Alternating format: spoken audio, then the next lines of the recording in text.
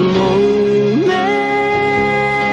by moment, the choices we make depend on the chances we take.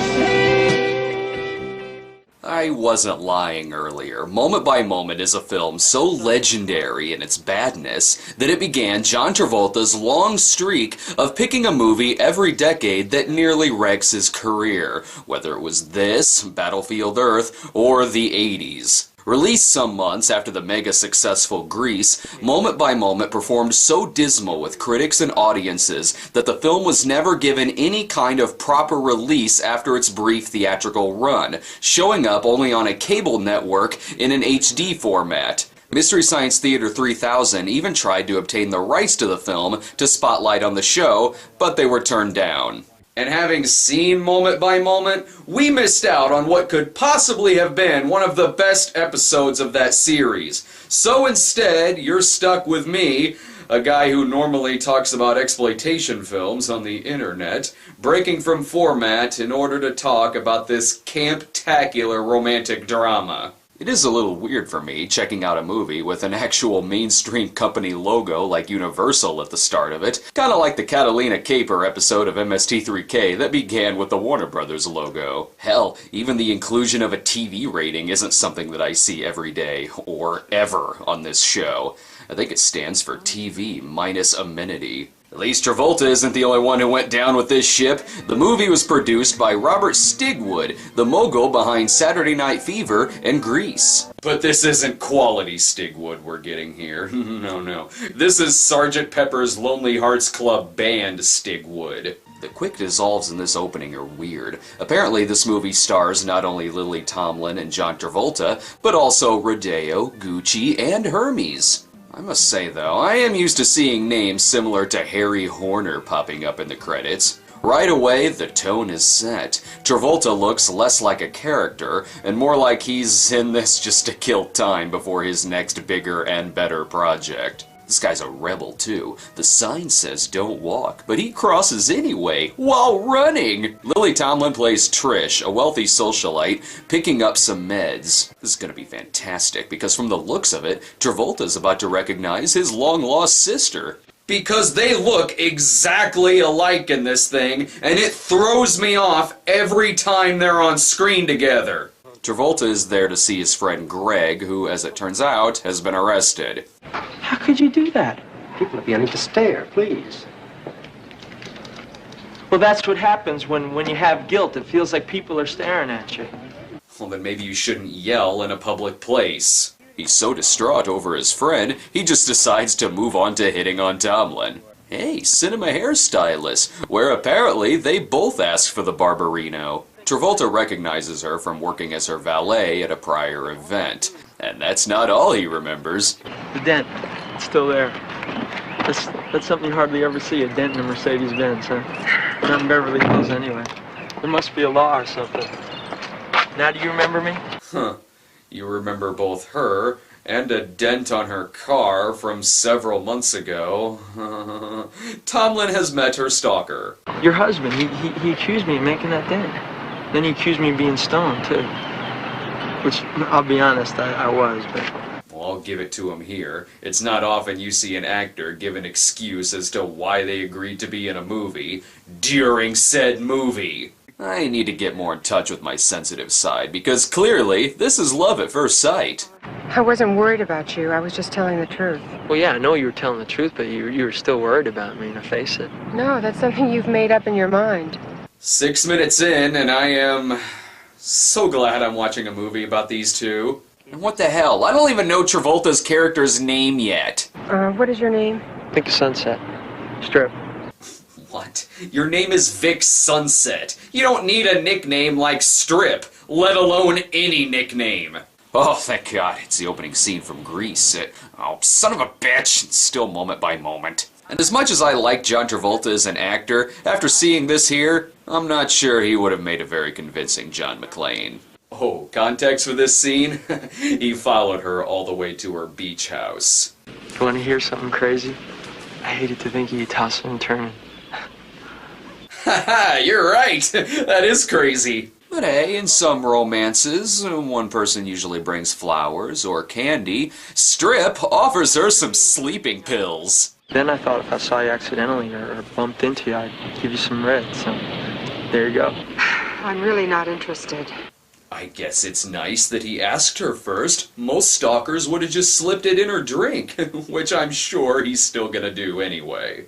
Tomlin's washing her feet. She must have a Tarantino audition later that day, too. Hell, those are mirrors. Let go. So far, I've heard the terms, "I'm not interested," and "let go." This is as romantic as if there actually were a Rape Squad 2. I really hope this scene ends on a high note. Alright, remember back there when I said that I hated to think of you tossing and turning? Well, I lied.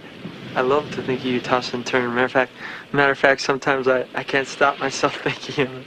He can't even get through that sentence without laughing. That's the take they went with. Thank God the awkwardness of that scene is over. And fuck, he's back. Yes, what is it now? Your dog. You know what? You can keep him. He's yours now, and I'm sure he has a better name than Strip. By the way, Trish has an estranged husband who seems to be the love child of Steve McQueen and Judd Hirsch. Not much to say about that plot point. The movie just thought it was something you'd like to know. Really, Universal? You sure you want to keep reminding us that you put this movie out? Admittedly, Lily Tomlin does have some nice... Oh, sorry. It's John.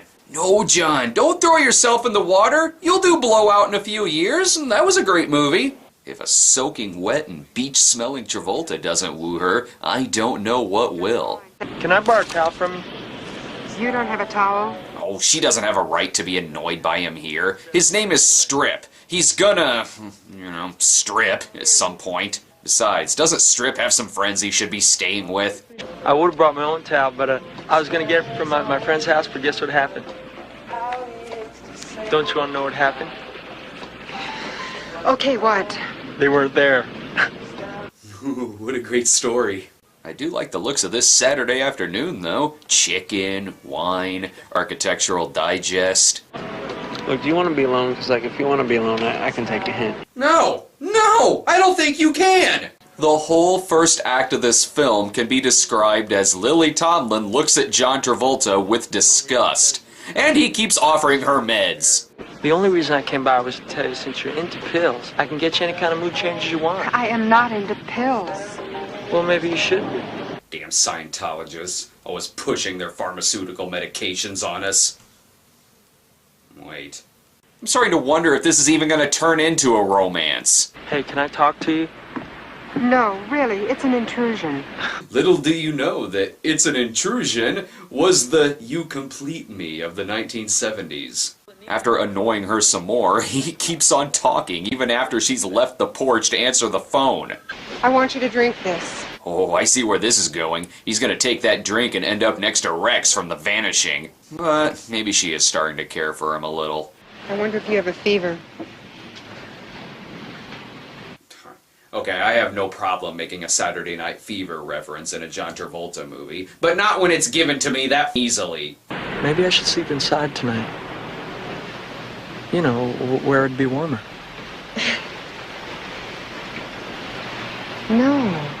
The makings of a great romance when one of your leads nearly laughs at the prospect of sleeping with her co-star. For some reason, though, attitudes are suddenly reversed, and Trish begins to go after Strip. Because if she didn't, the movie would be over, and God forbid that happen. Look, will you stop following me? No. Well, isn't that the pot calling the kettle an SP? Trish gets Strip to agree to have lunch with her, and seeing how stalkerish this movie has been, I don't know if it was a good idea to put a telescope in the background of their first date. Also, he spends most of the conversation talking about his friend Greg. You're not Greg's partner, are you? No, I know what you're thinking, no.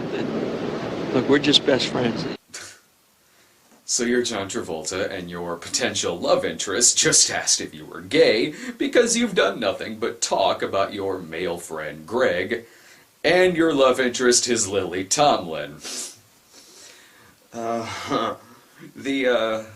chemistry between the two of them is a little questionable in this film.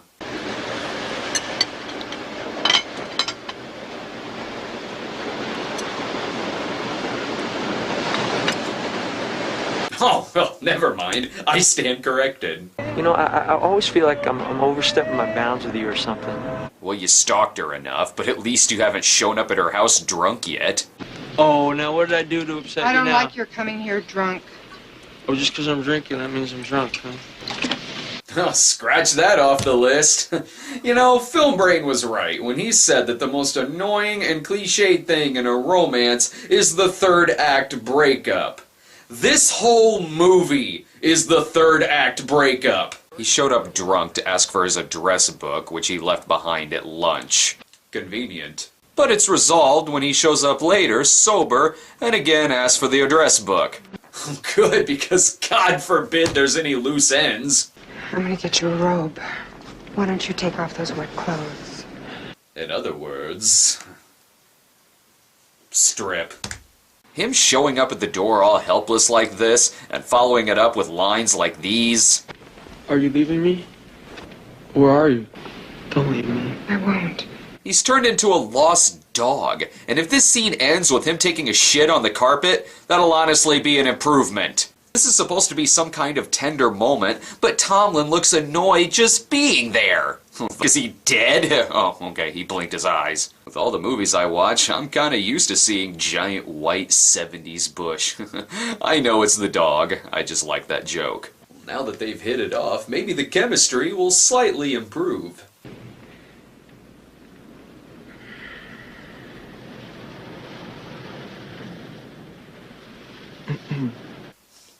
Well, still more interesting than what Edward and Bella talk about. And if you're wondering why I'm spotlighting this movie on the show, Lily Tomlin is giving John Travolta a hand job. I only like incest when George Lucas does it. Wait, no I don't. The sex was so good, he puts a message about it in a bottle to throw it out into the ocean.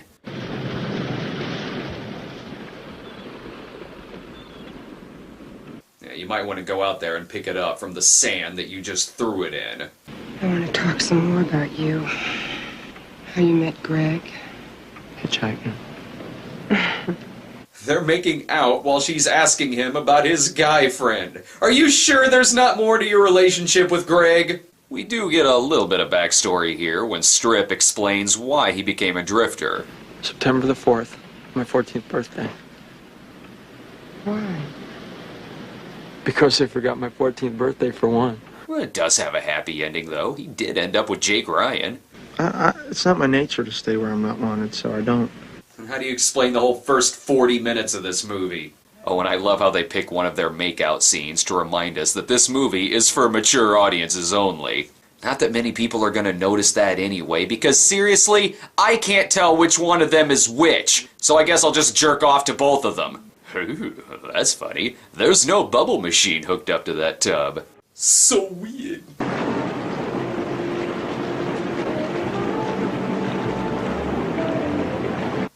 Now that's a look that says, I am not interested in John Travolta's penis in any way, shape, or form. I have something I want to tell you. Strip. Ooh, this is gonna be good! I love you. Now where I thought he was going with that, but regardless, you do not fucking love her. Look, when you're ready to admit that you love me, you can have me, but not until. Then the two never saw each other again. Not really. The conversation doesn't actually end there. If you're not ready to commit to a meaningful relationship with me, one that could be very beautiful, could be very uplifting, it's over. It's an hour into this movie and I'm still saying that this relationship's going too fast. Not even 10 minutes ago, this is what the dialogue was. Are you a member of the Automobile Club? Do I look like I'm a member of the Automobile Club?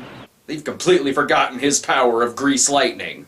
Can I tell you something? Ooh, what's her secret? I've never had cheap sex before.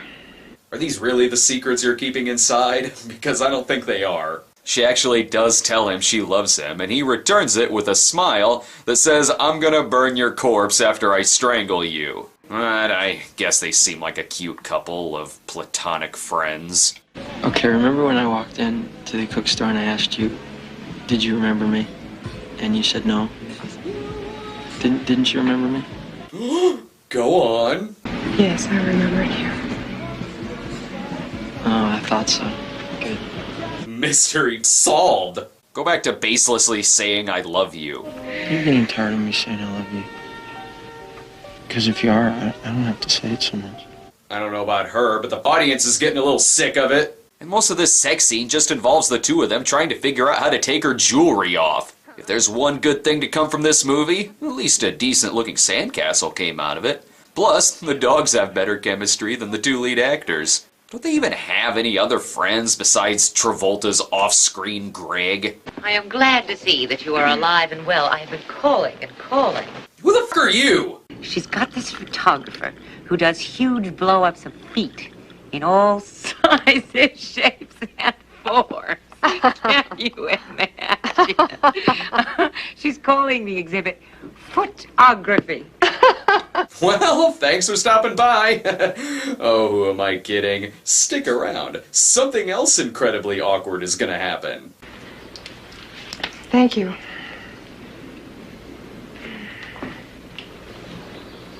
No, thank you.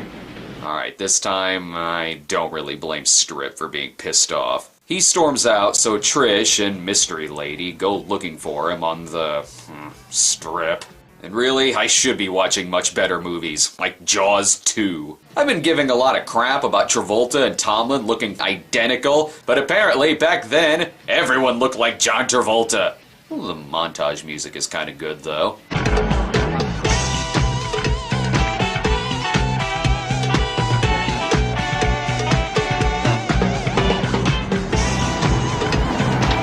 Even though the song Fame hadn't come out yet, it's nice that they got a sound alike. I was thinking how boring shopping in Plumwood is going to seem from now on.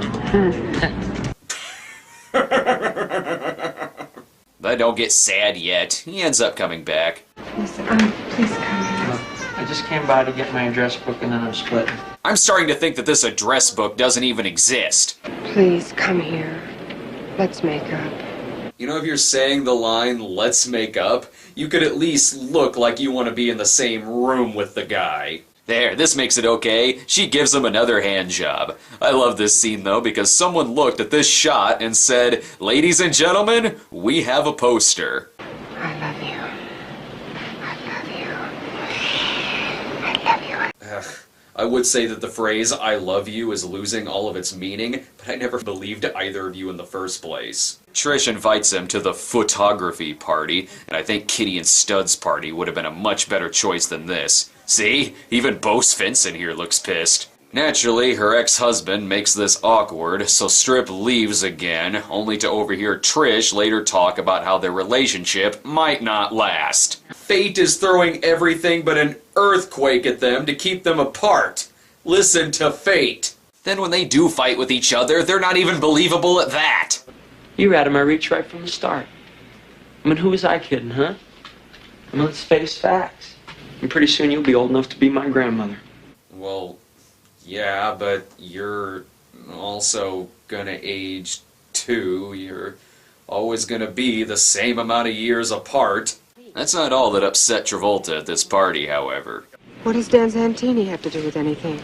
Oh, come on, Trish. He's a big honcho with a mob. Greg used to call him Mr. Main Event. And I'll tell you something. I know it was him who done Greg again. I could feel it in my gut. Mafia subplot? You're bringing in a mafia subplot 90 minutes in? Well, it doesn't matter anyway, because it's never mentioned again for the rest of the movie's running time. And neither is this! Then I got offered a movie, a porno. Wouldn't be the worst movie you've done. Ever try sitting through the experts? But the ex-husband shows up one more time. That way we can close the book on that chapter. That's it, isn't it? What's got into you? I couldn't believe my eyes. Why does everyone in this movie deliver their lines as if they're watching a ransom video of their firstborn child? After Strip leaves, again, Trish tracks him down, again, by pointing at random locations on the map. He's gotta be around here somewhere. So once she's done scoping out locations for the next John Waters movie, she finds him, once again, performing absolutely no grease lightning. Happy birthday.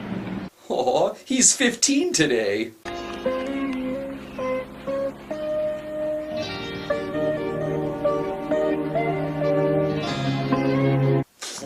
Well, that's the end of the movie. We don't even get to see them break up again 24 hours later. I'm guessing there is no future for these two, since all of these Polaroids are just scenes we've already seen, not anything that tells us what may have become of them as a couple. And if you're gonna end your movie with Polaroids, you could at least tell me who played Dr. Nation and Dr. Cosmo McKinley. Well, I can't imagine why this thing faded off into obscurity. Everything is so wrong in so many ways that even an actual train wreck would stop to look at it. And because of that, more people should be talking about this thing. I'm talking DVD release, Blu-ray release, hell, give it a retroactive VHS release. I want commentary tracks because I want to know what exactly happened to put this movie into existence. And I also want to know why am I spotlighting it on my show? Wait, I remember. Yellow. So, Moment by Moment. You said that Moment by Moment was your favorite romance film of all time? Moment by Moment? What the hell is that? What in the hell is that? The John Travolta Lily Tomlin flick from 1978. You're the one who brought it to my attention. Oh, that. I never actually saw that movie. I just wanted to see if you'd be dumb enough to watch it. Vile woman! Let's smoke some pot.